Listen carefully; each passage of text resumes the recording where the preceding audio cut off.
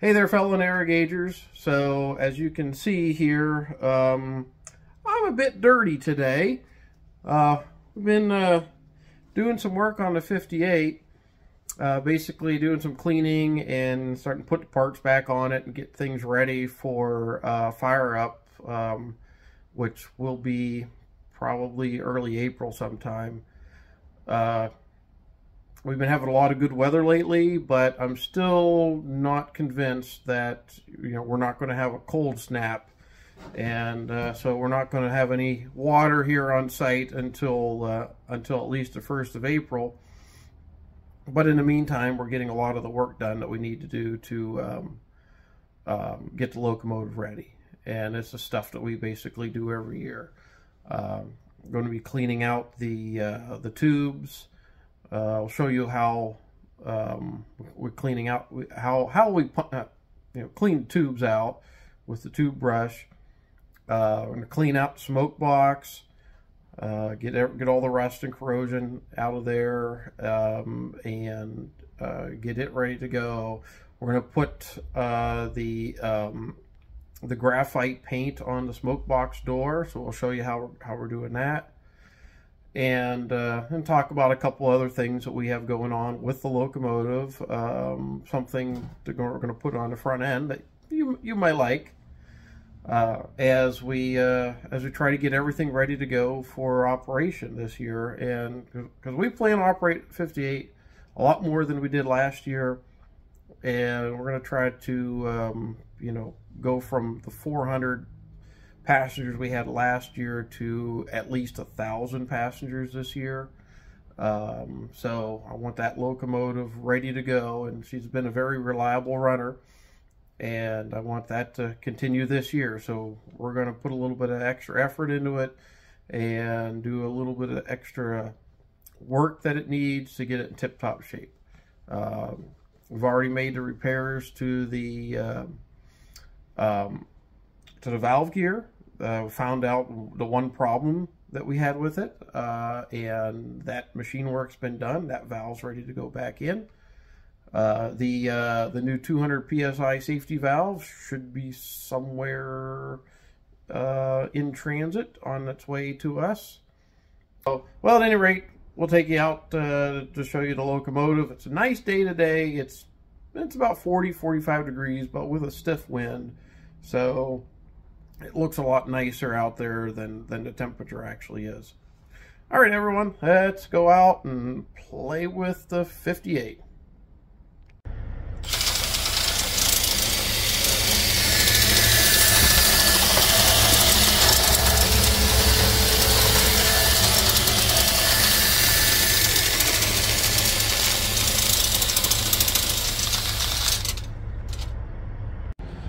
So after cleaning the tubes out on this, I started with the wire wheel in there just to clean the smoke box out. And then one thing led to another, and then I ended up just painting the entirety of the smoke box. I know it won't last. This is a pretty rough environment in here. It'll come off here in due course. But at least, I can say that the interior is back to looking pristine the way it's supposed to.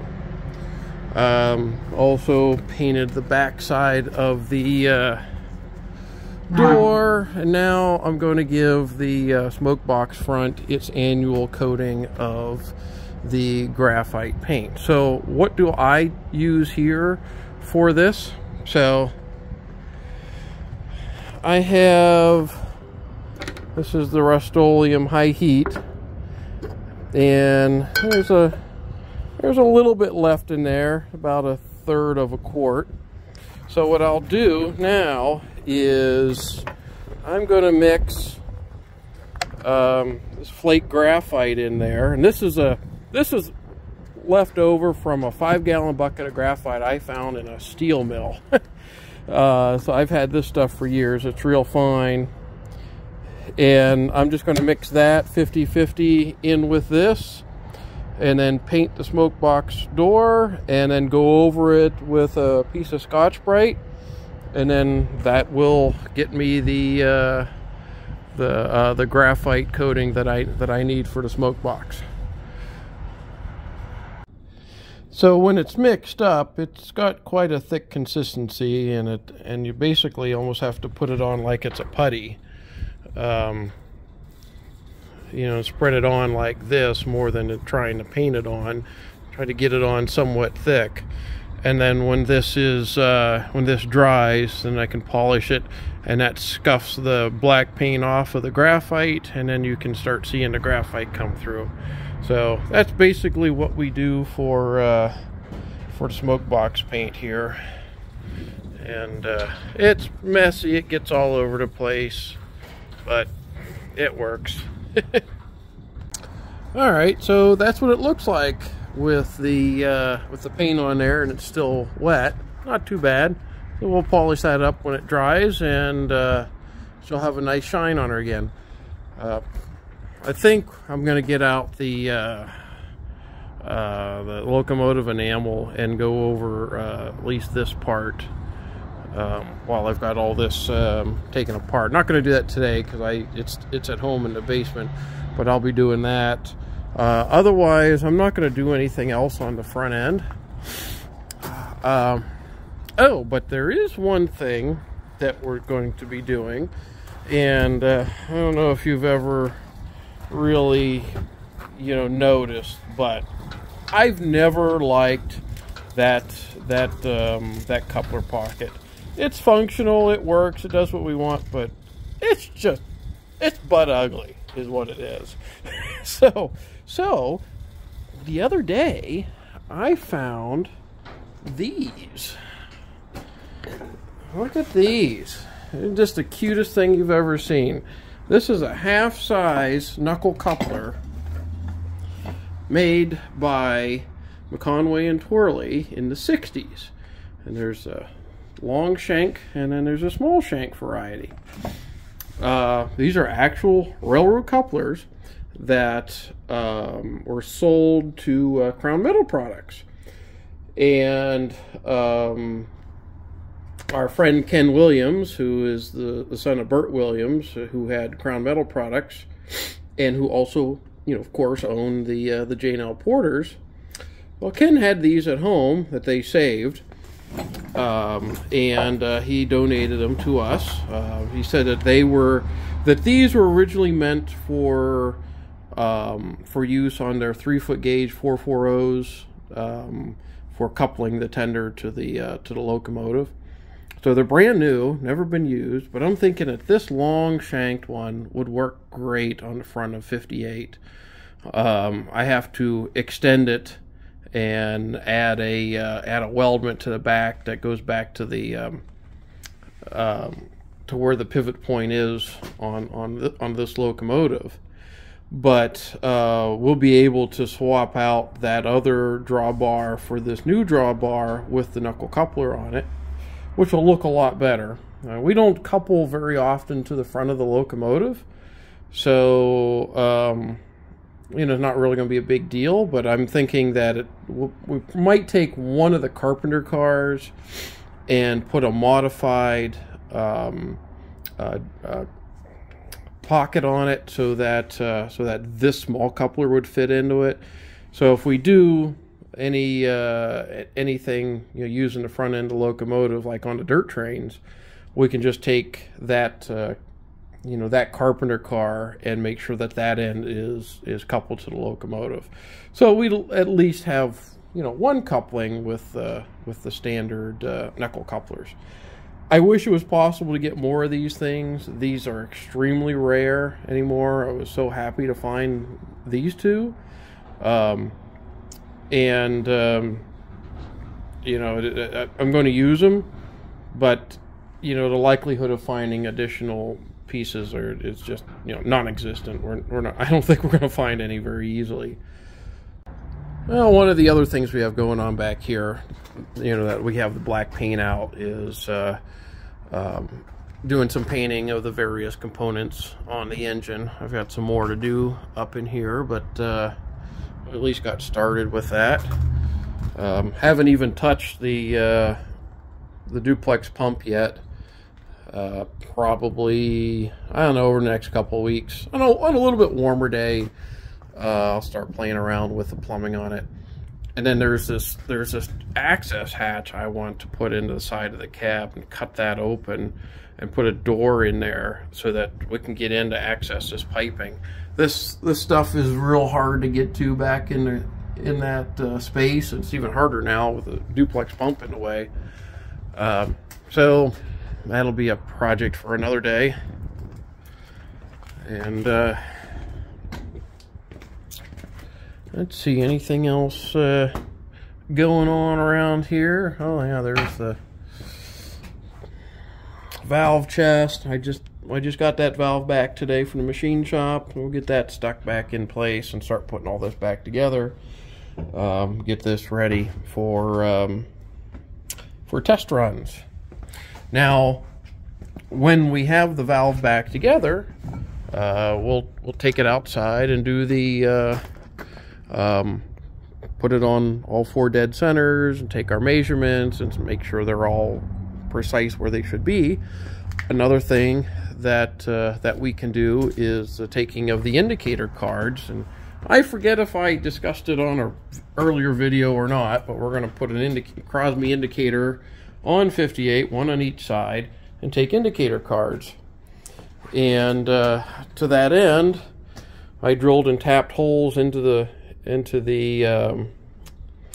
cylinder there, and this goes right into the steam passage that comes from the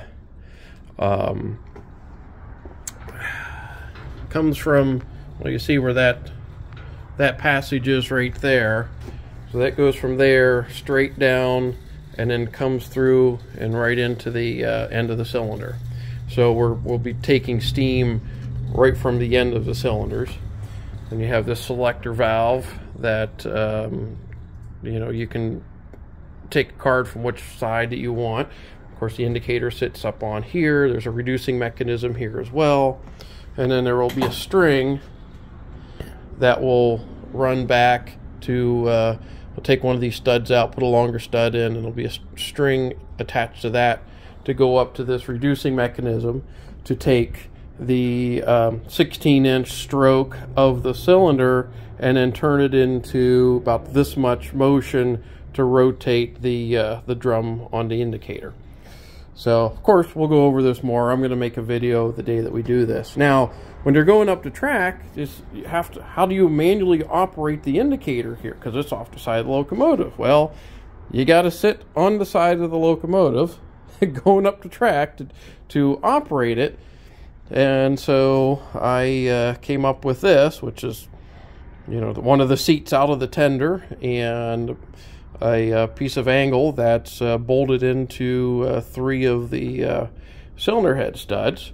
And then same thing on this side here, which I have a footrest, so that I can then sit down here, put my feet up, and it's actually quite comfortable. But yeah, I can sit here and then do what I need to do to operate the indicator.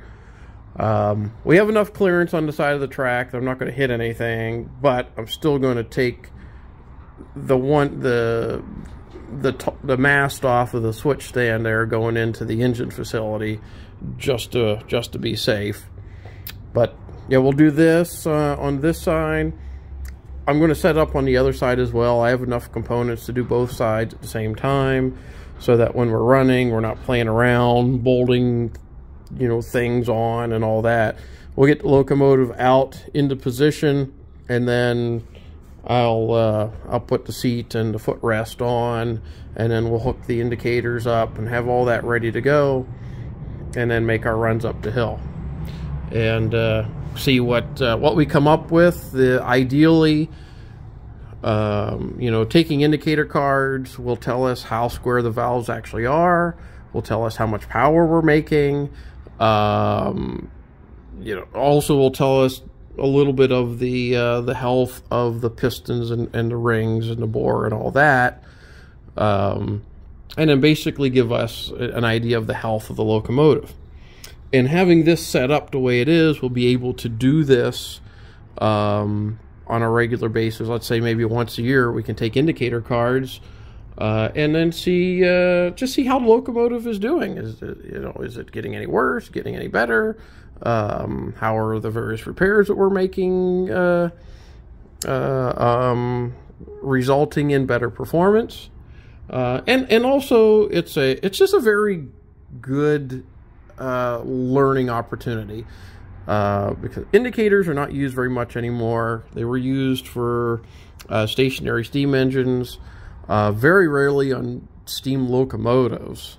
And in the recent past, only Bruce Babcock put indicators on one of Clokey's new locomotives, one of those 440s, to assess its performance. Other than that, I don't know of anyone who's done indicators on American locomotives in the recent past.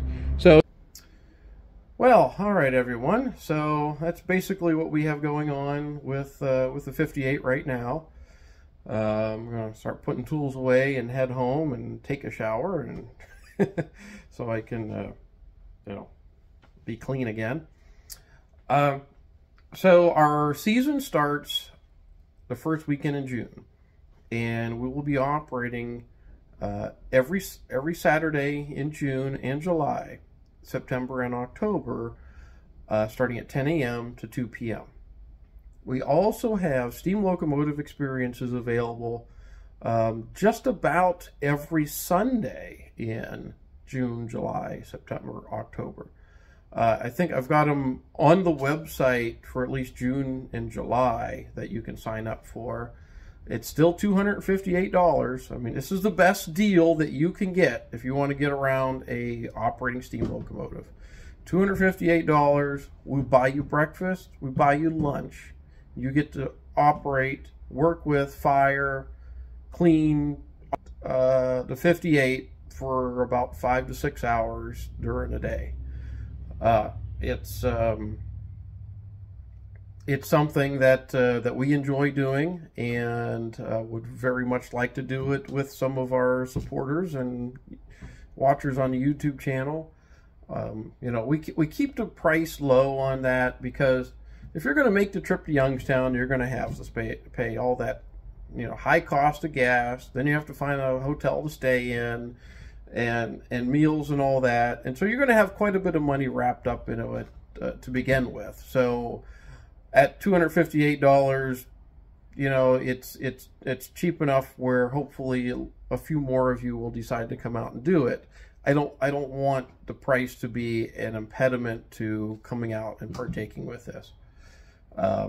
We plan to run this railroad for a long time in the future, but you never know. So, probably be best not to put it off. I've done that. There was a couple of tourist railroads around here. I was like, well, yeah, they're always there. I'm gonna, I'll get out there someday and ride that train. And next thing you know, it's like, oh well, we're not running the train anymore. We've decided not to do that. Okay, tourist railroad 30 miles away for, I missed my opportunity to ride because I procrastinated. Don't procrastinate. If you can make it out to Youngstown, come on out. I have just about every Sunday available for a steam locomotive experience. But so, our website is youngstownsteel.org. You can go there, you can sign up for a steam locomotive experience. You can see our schedule, and if you would like to become a member of the J&L Narrow Gauge Railroad, which would be greatly appreciated, there's a way to sign up membership there too. It's $20 a year. If you're not going to be able to come out here and become an active volunteer, the membership is $20 a year. There's another membership category which is $50 a year, but that's mainly set up for people who actually want to become volunteers and work here, because that extra dues helps pay for the pizza we buy, helps pay for the gloves and all the supplies that we provide for the members when they come out here. So if you just want to become a member, the $20 option is the way to go. If you want to contribute a little bit extra to us, it'd be greatly appreciated. Prices keep going up. There's a way to do that on the website. So you can do everything you want to do right on that website. But, the main thing is come out, ride the train. And if you're going to come from far away to come out here, try to do it on a Sunday and do one of the experiences. I mean, it can't be beat. All right, I've rambled on enough, so I'm going to get back to work here, get stuff cleaned up, and head home, and talk to you later.